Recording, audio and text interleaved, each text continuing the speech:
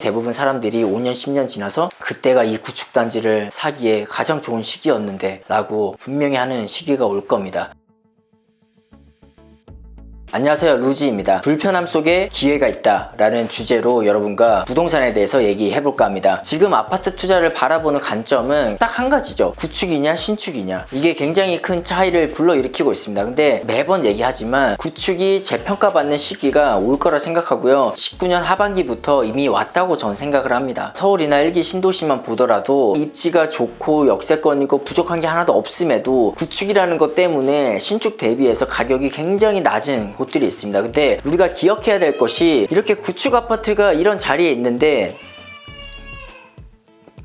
애기가 울어가지고 빨리 가봐야 될 것 같습니다. 구축 아파트가 자리가 좋은 곳에 차지하고 있어서 신축 아파트가 저 뒤쪽으로 밀려나서 그쪽에 분양을 하는 건데, 신축이라고 고분양가에 분양하지만 거기에 또 프리미엄이 상당히 붙어서 지금 구축과 신축의 갭 차이는 굉장히 벌어졌는데, 입지적으로만 보면 구축 단지의 입지가 훨씬 좋고요. 평당 토지 공시지가만 보더라도 굉장히 차이를 내고 있습니다. 어차피 부동산은 토지 위에 다 지어지기 때문에 결국 남는 건 토지밖에 없습니다. 입지가 빠짐에도 신축이라고 가격이 높게 올라간 이런 물건들을 보는 게 아니라 지금 이렇게 좀 불확실성이 커지는 상황에서 우리는 좀 더 기본의 근거에서 나아갈 필요가 있고요. 실제로 그렇잖아요. 이 구축은 입지가 굉장히 좋고 토지 가격 상승률이 높고 지분율도 신축에 비해서 훨씬 더 많이 가지고 있기 때문에, 뭐 예를 들면 24평 기준이면 지분이 12평 이상, 즉 50% 이상 지분을 가지고 있죠. 땅 지분을. 이런 단지들은 이미 20-30년이 지난 물건들이기 때문에 상품 가치는 이미 떨어지고 하나도 없는 상태입니다. 이 토지 가치와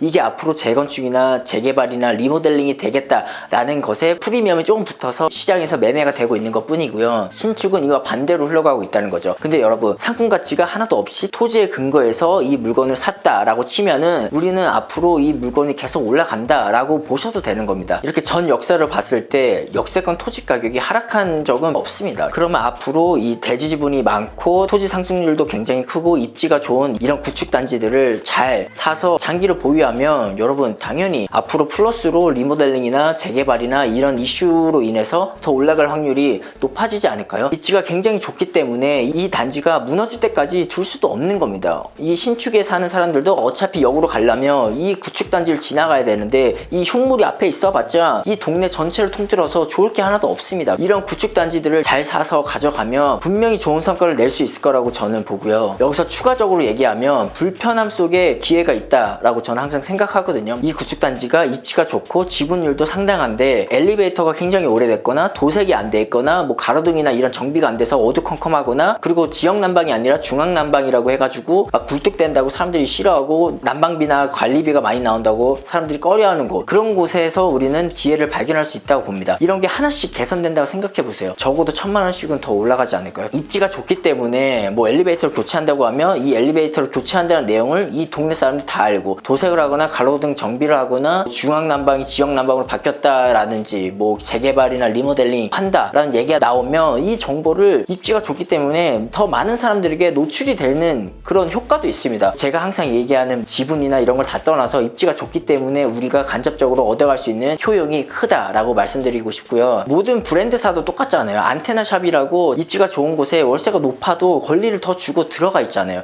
그 매장들의 손익이 좋지 않음에도 가져가는 것은 다 이유가 있는 겁니다. 그런데 이런 구축 단지들은 우리가 추가적으로 비용을 투자하지 않더라도 내 단지들은 더 좋아지는데 이 마케팅 홍보를 어떻게 보면 자동으로 하고 있다라고 보셔도 되는 거고요. 그렇기 때문에 여러분들은 트렌드를 따라서 사람들이 막 신축에 막 달려갈 때 상대적으로 가격이 얼마 오르지 않은 이런 구축 단지를 사서 내가 실거주를 하거나 아니면은 대출을 받아서 반전세나 월세로 돌려서 10년, 20년 계속 보유하면서 이게 리모델링이 되든 재건축이 되든 붕괴가 되든 상관없이 계속 가져가 보는 겁니다. 이런 사고를 계속 하면서 부동산 물건을 바라봐야지, 반대로 자꾸 가면 진짜 역행하는 꼴밖에 안 됩니다. 이 트렌드라는 것은 어차피 돌고 돕니다. 지금이야 구축 살면 막 진짜 바퀴벌레 나온다 막 이런 얘기를 하면서 막 무시하고, 신축 살면 막 잘 나가는 사람 같고 돈 많이 벌 것 같고 이런 것 같지만 이게 아니라는 겁니다. 잘 보세요. 분명히 이게 역전되는 시기가 올 겁니다. 대부분 사람들이 5년, 10년 지나서 그때가 이 구축 단지를 사기에 가장 좋은 시기였는데